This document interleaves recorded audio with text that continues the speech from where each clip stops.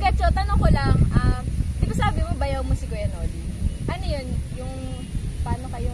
Hindi ko alam yung bayaw-bayaw yung asawa niya or asawa mo? Yung kapatid niyang bunso na asawa. Yung kapatid na bunso ni Kuya Noli, asawa mo.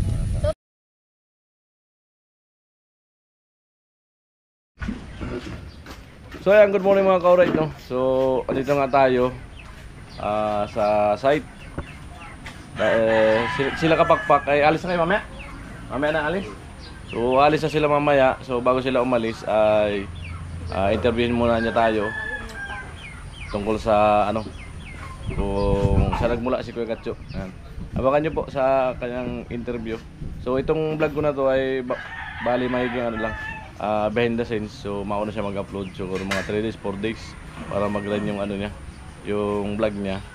So saka ko lang i-upload tong sa akin para makita nyo rin naman sa channel ko yung pag-interview ni Kapakpak. So alright, abangan nyo po mga korito.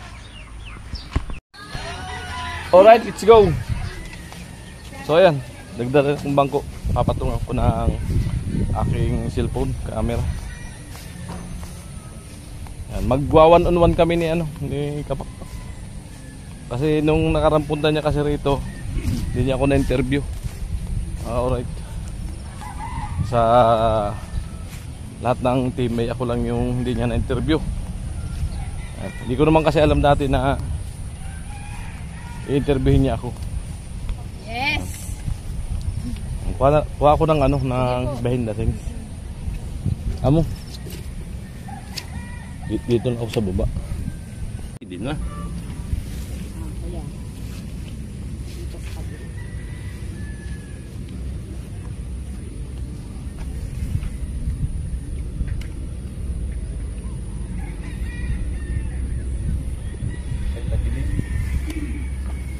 Tagilid.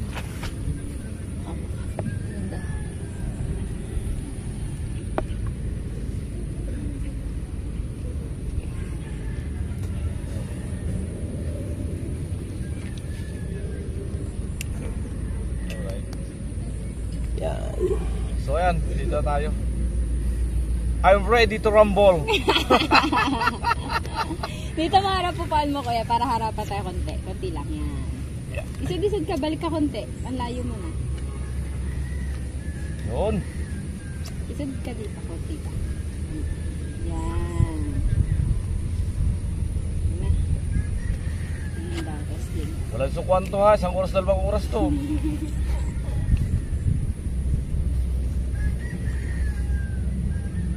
Okay.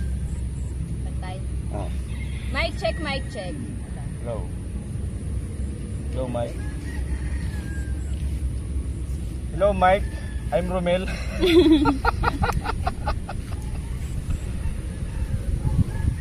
Grabe ka naman, pinapakabang ako. First time ako interview ng ganito. Okay lang, intervene din ako ni Kuya Noli. Okay. Bantay. Mic check, mic check.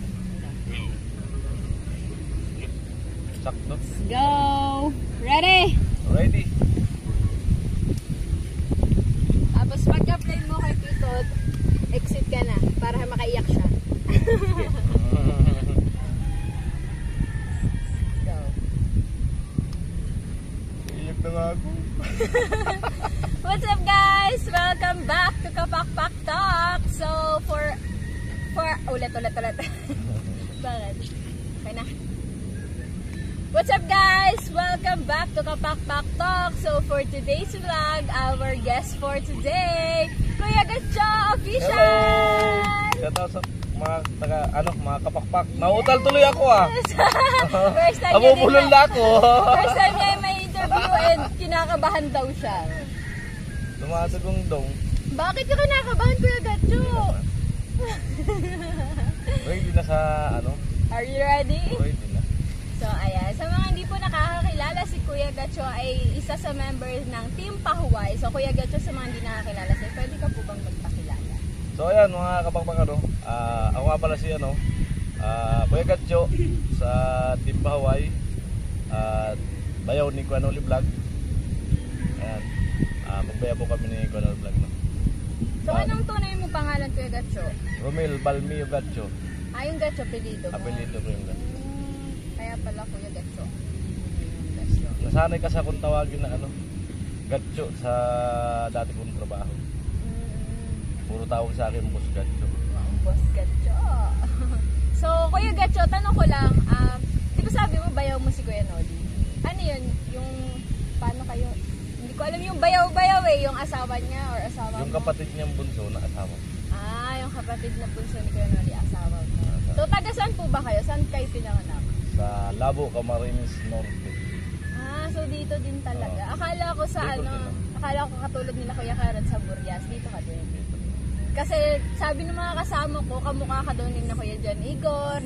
Lalong-lalo na yung ano, yung bunso nila si Jan Jan. Kaya akala nila taga Burias. Bakit kaya kahit saan ako pumunta, lagi daw ako may kamukha? Ang pangit ko naman. Hindi So ayan, si Kuya Gatcho ng Team Power ay dito pinanganak sa Camarines Norte. Tama po. Right. Alright. So, Kuya Gatcho, tanong ko lang, kailan ka nagsimula mag-vlog or bakit ka nagsimula mag-vlog? Sinong naging inspirasyon? Ay, siyempre, si Bayaw Noli. Kailan po kayo nag-start? Dati na ako may channel na nanonood din ako ng mga mga nag-upload. So, hindi ko naman wala naman sa isip ko yan na mag-vlog. Hindi ako nag-upload. Para magamit ko lang siya yung nagawa ko dati channel. 2016 pa. Yan. Bali, nagawa ako ng channel para makapanood lang, makapanood sa mga yung nag-vlog na si Bayaw na susubaybayan namin. Tapos yung unang sahod ni Bayaw sa niya, dinarity niya agad yan. At ako mismo ang gumawa ng 5K as in sahod ni Bayaw Noli. Buong sahod niya is binigay niya. Talagang pinroduce namin yun na charity makagawa ng hagdan at ako ang mismo nagawa. So, sino ba si Kuya Gatcho? Ano yung klase ng buhay ni Kuya Gatcho? Yung mga dati mong trabaho or yung buhay mo before nung hindi ka pa nag-vlog? Masalimuot. Bakit masalimuot? Ganito yan. Dahil lahat na siguro ng hirap na pagdaanan ni Kuya Gatcho. No? Sa murang edad, natuto na agad magtrabaho. Dahil hindi tayo pinalad na lumaki na may magulang. So, 7 years old pa lang ako ay nawalan ako ng nanay. Nag-umpisang magkasakit ay 5 years old ako. So, 2 taon na ospital, balik sa ospital nanay ko. Hanggang sa naubos ari-arian ng tatay ko. Mga napundar nila mag-asawa, kapapaggamot. So, simula nung namatay yung nanay ko, doon na nag-umpisa ang kalbaryo ng buhay namin. So ayan, minsan naranasan namin di kumain. Kasi tatay ko,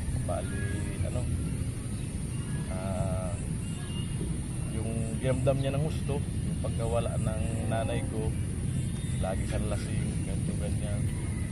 So, kaya minsan, sa murang edad, natuto kami na yung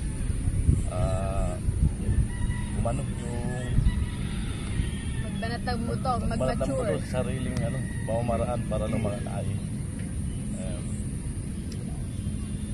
7 years old ako, natuto na ako magsaing. Makapagsaing lang kami, okay na, masaya na kami. Ang ulam namin asin, minsan toyo. Yun lang, masaya na kami noon, mga araw na yun. So naranasan ko rin magutom, natumba na lang ako sa bukid. Kasi sa hirap ng buhay. Ano pong ginagawa niyo sa bukid? Ito, nagtatanim ng palay, tapos nagkukumpras. Yan ang hanap buhay namin sa Camarines Norte. Yan. At hindi ko makakalimutan yung nung grade 5 ako, 2005. Grabe ang bagyong dumaan sa amin. Talagang halos lahat ng mga bahay, iba lahat. Bahay namin was out. Doon na naman nagsimula na talagang kalbaryo ng buhay namin. As in talagang walang-wala talaga. Paano po yun nung wala kayong bahay? Saan po kayo tumutuloy? Naggawa tatay ko ng maliit na parang kulungan ng aso. Doon ang kami nahay. Tagal kami nakatira sa ganun. Tapos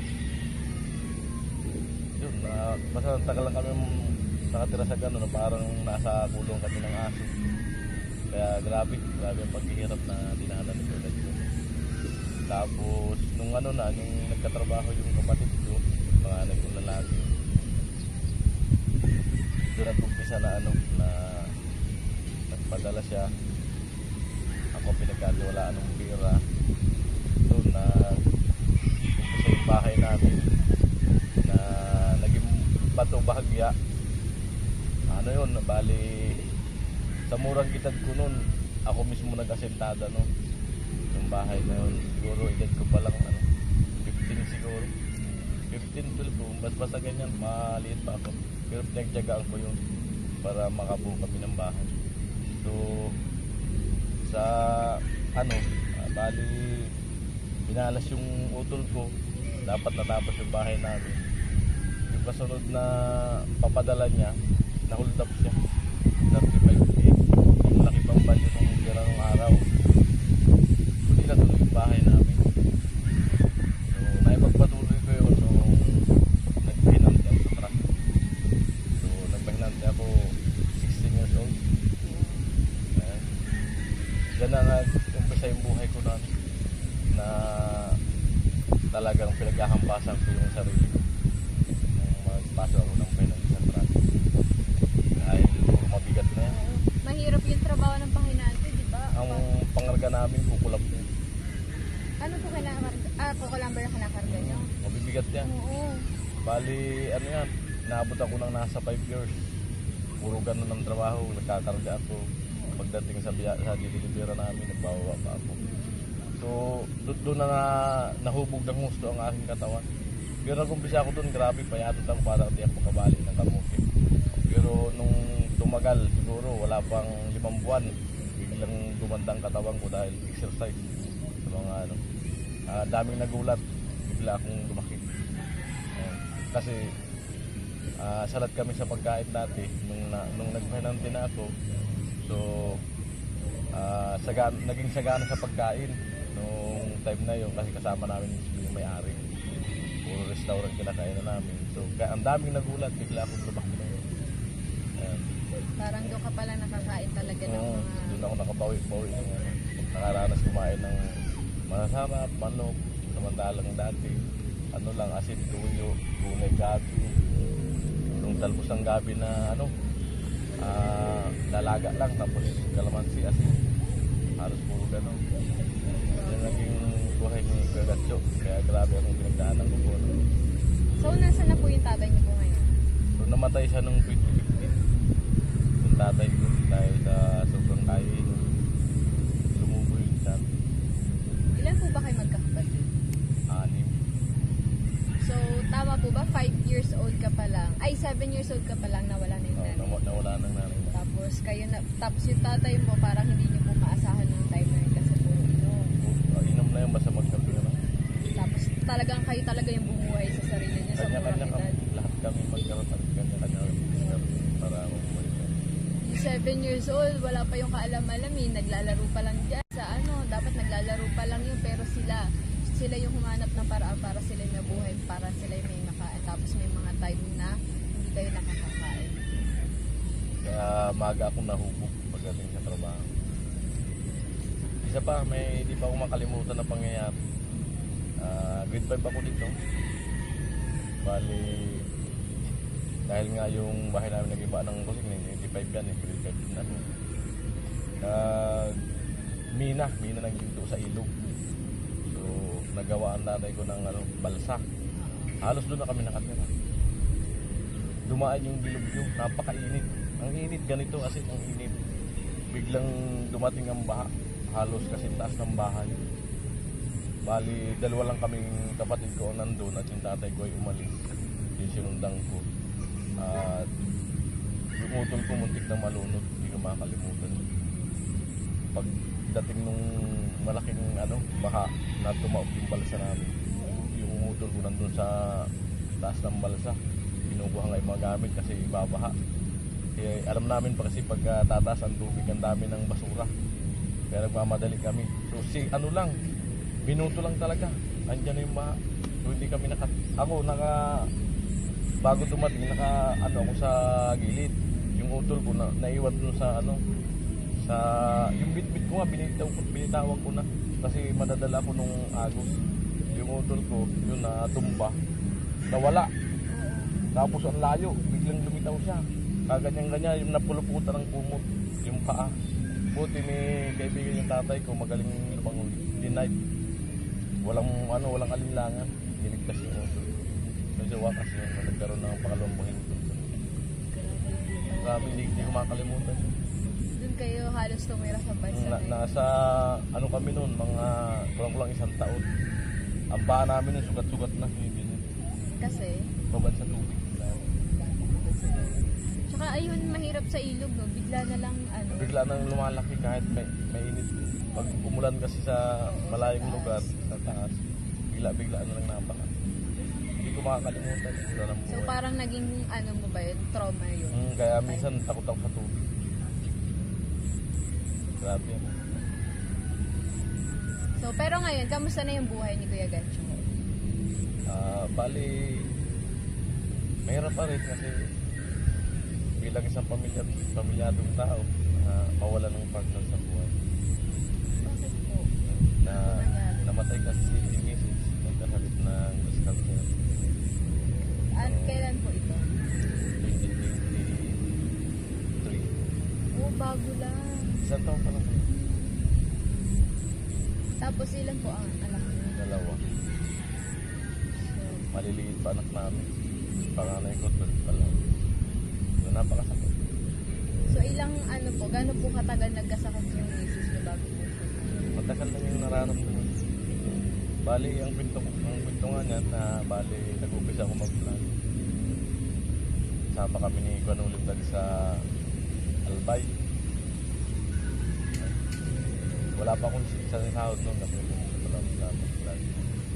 Bali, bigyan ako ng alawas ni Juan Ulitag para ipadala doon sa mag-iina ko. During time na yon, may sakit na si Min. May bubula dito. Kaya nung babalik muli kami, nakasali si Juan Ulitag sa challenge. Napilitan akong di sumama dahil nga sa kalagayan ni Mrs. Problema namin ang pinansyal. So gumawa ako ng paraan, naghanap ako ng mga extra trabaho. Nagmanigo ako ng truck na masukat muna ako. So, siguro mga 2 buwan inabot. Ang nakasama ni Kanoli Vlog ay si Vince sa pagbalik ng Albay. Kasi natulog din pag-ibig. Ito na nangyari nga, kaya di ako nakasama. Kung sumama ako, hindi makakasama si Vince. So, siyempre, priority namin na pamilya. So, kamusta naman po yung time na, ayun, na may sakit po yung misis niyo, tapos kulang kayo sa financial? Parang, hindi niyo po ba siya napagamot? Wala talaga, Todi. Wala kami pagkukunan. So, ano pong feeling niyo nung nakikita niyo yung misis niyo na nahihirapan niyo iniinda niyo sa kanya pero wala po kayo magawa? Napakasakit. Parang kung siyasap mo pa ng parang hindi makahinga. Pakiramdam na. Lalo na nung time na nasa hospital kami sa Naga. Walang 3 buwan. Pag-isa lang ako, wala akong kabagitan. Sabi ko sa kanila, baka mauna pa ako mamatay. Kasi grabe talaga. Pag mag-isa ka lang babantay ka. Paano po yung mga anak niyo? Nandito sa ganang ko muna sa silang basta. So, hindi naman piniliwan. Para naman ng bata sa akin. Kaya mag-isa lang talaga ako nagpapantay sa hospital. Siyempre, maraming salamat sa mga nagsuporta kay Mrs. Hindi matawaran ko yan utang na loob sa inyo. Dahil talagang walang-wala ko yung time na yan. Kahit pa paano ay lumaban. So, hindi na lang tayo kaya ng katawan. So, paano po ba, ano po yun, nakapagpaalam na po sa Yun ang masakit kasi natubuhan. Hindi na nakapagpaalam. Bali nung nung nawalan siyang huminga. Tapos, lumalaban pa rin siya. Sabi ko, tama na, huwag ka na lumaban. Pahinga ka lang. Ano siya? So, hindi na rin kakayanin ng katawan kahit lumaban pa siya. Kasi, iniisip niya kasi yung mundo namin maliit pa.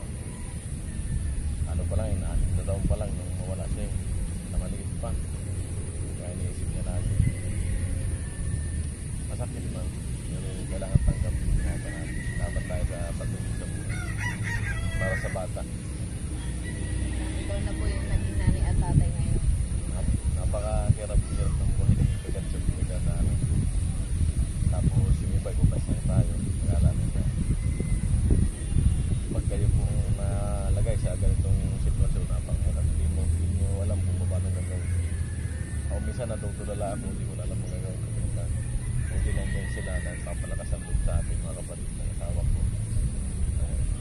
Kahit pa paano nasusuporta ako ni Kuya Noli Vlog. At least na minsan nagbabago yung pananaw ko. So minsan naisip ko na umalis na sa team. Kung ano nang pinapumapasok sa isip ko. Lalo na minsan may mga kasama tayo na mga pasaway. Nababarinok talaga yung utak ko. Buti na lang nandyan talaga yung mga kapatid ng isip na lagi nagpapaalala sa akin. So na-refresh ulit yung aking utak. Namimiss niyo po ba yung asawa niyo? Siyempre grabe kasi matingan din sa mga tao kami nagsama. Matingan din sa ano namin sa buhay. Kaya grabe, nakakamiss. Pero wala tayong magawa siguro ganun lang binigay ng ating Panginoon. Kaya lahat naman tayo pupunta dyan.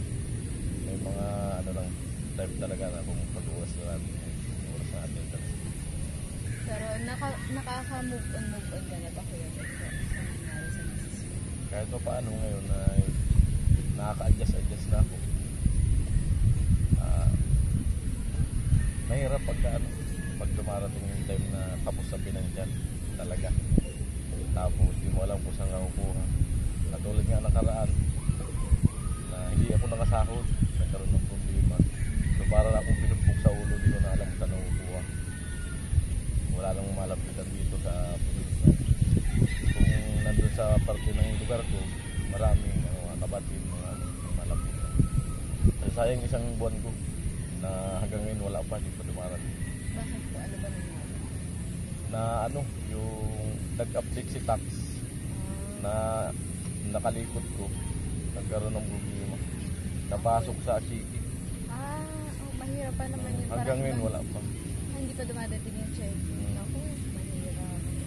Yun lang. So ito, may pinasa sa akin si Kuya Noli. First time, sabay namin siyang mapapakinggan. So, parang nagpagawa ng kanta si Kuya Noli para kay Kuya Gacho. Ngayon ko lang dito maririnig. So, pakinggan natin.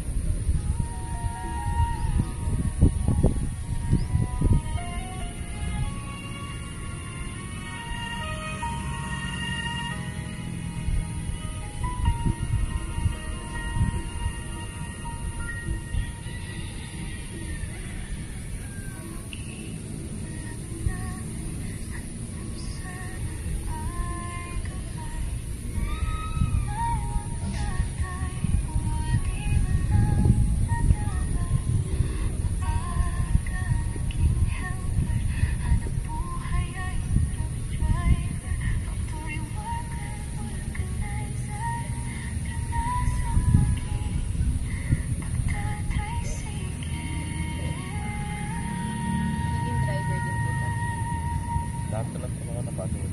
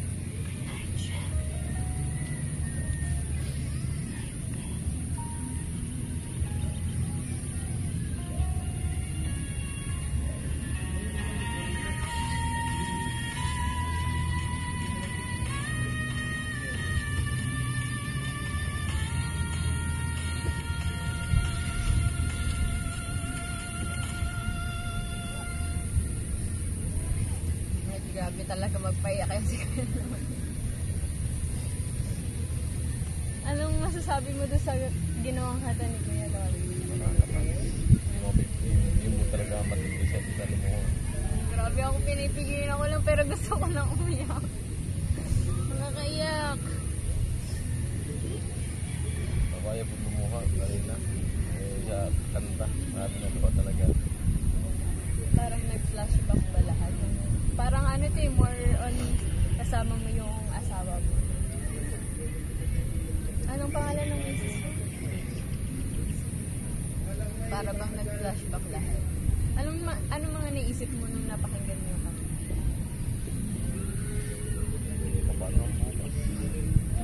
Paano bukas, paano ko palalaki mga anak mo. Ayan, dahil lalo na sa paano mo tumating ang time, wala man lang na mapag-iwanan. Hindi ako makapagtrabaho. So, paano na kami? Lagi ang ano ko. So, sa ngayon, nakakaraos pa kasi pinaiwanan pa ako yung pati na mama at yung ipag nakasikasin pa na. So, sa ngayon, sinasamantala ko habang may lumanday pa. So, kayong tutukayo para darating at darating naman ang time na hindi naman habang buhay nandiyan sila na magbabantay sa kanila. Yan yung lagi nasa isip. So masasabi mo ba na may nagbago yan? Gusto niya ulit mag-play Kuya Gatcho, gusto ko ulit pahiyakin. So masasabi mo ba na may nagbago na yung buhay mo simula nung naging vlogger ka? Malaki ang pinagbago na buhay ko simula nung naging vlogger ako. So hindi na ako dating time na naghahagilap lagi ng pang-araw-araw. Ngayon, kahit pa paano may nasasahod na tayo buwan-buwan monthly. So maliit man, so pinagkakasya natin na mabudget sa pang-isang buwan. Kasi kung hindi natin babudgetin, kapos tayo sa bagong dumating ulit ang bagong sahod. Para ma-meet natin yung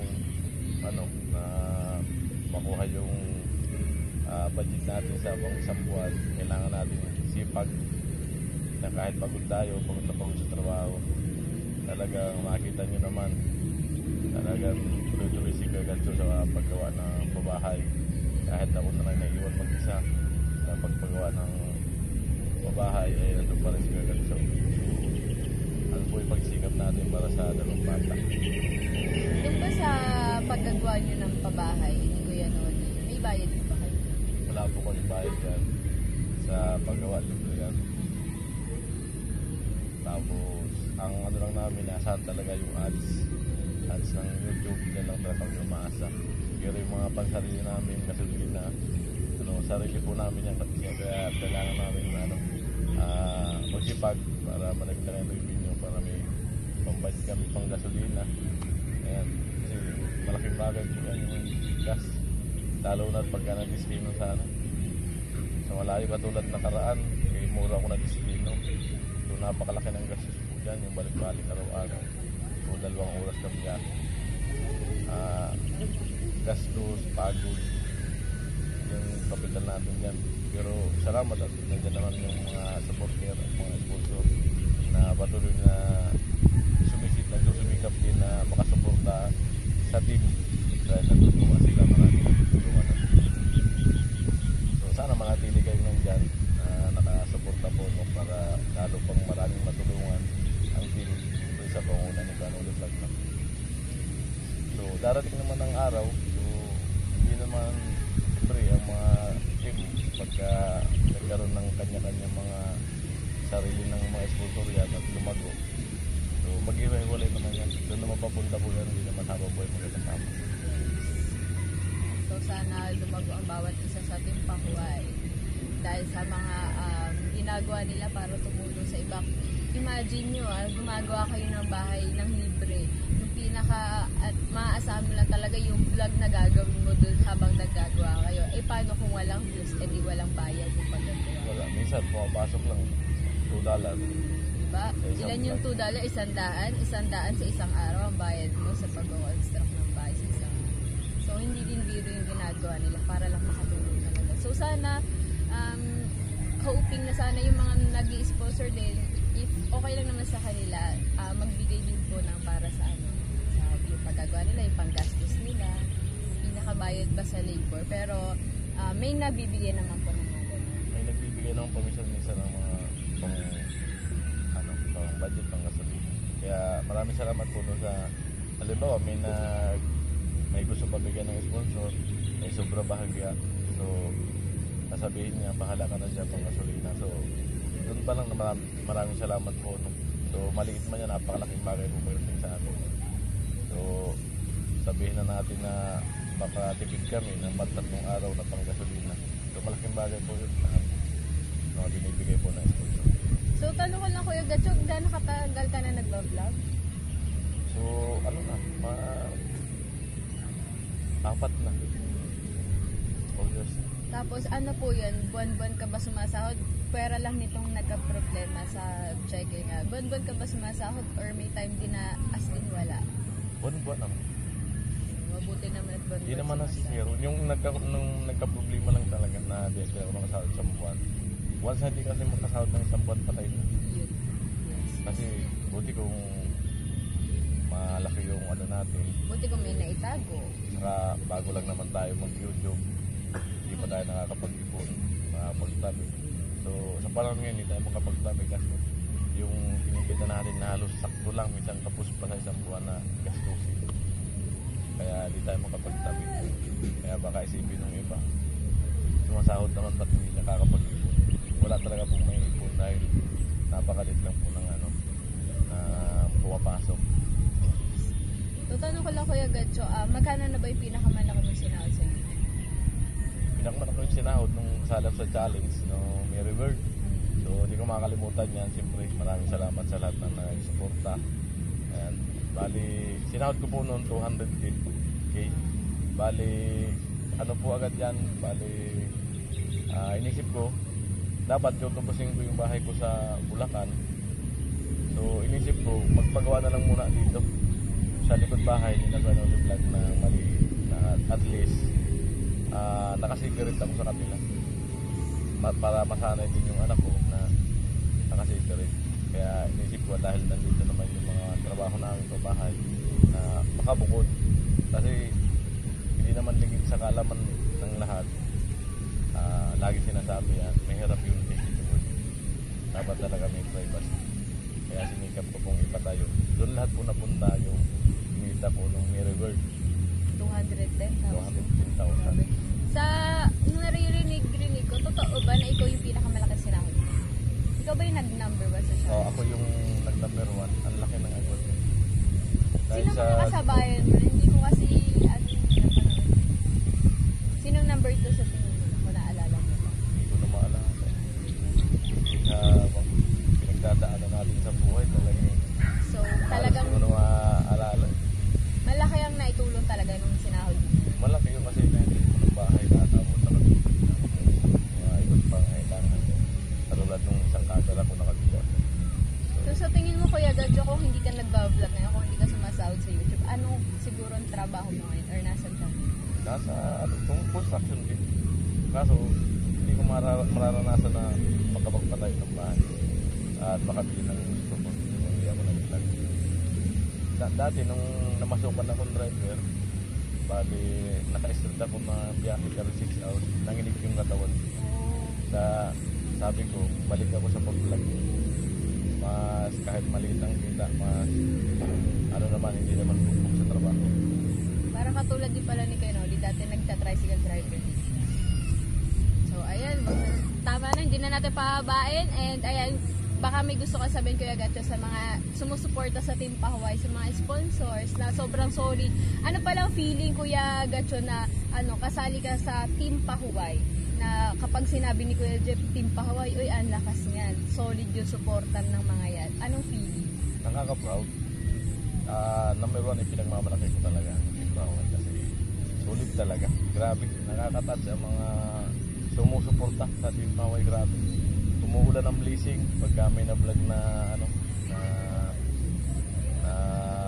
scout na ganyan, gustong matulungan.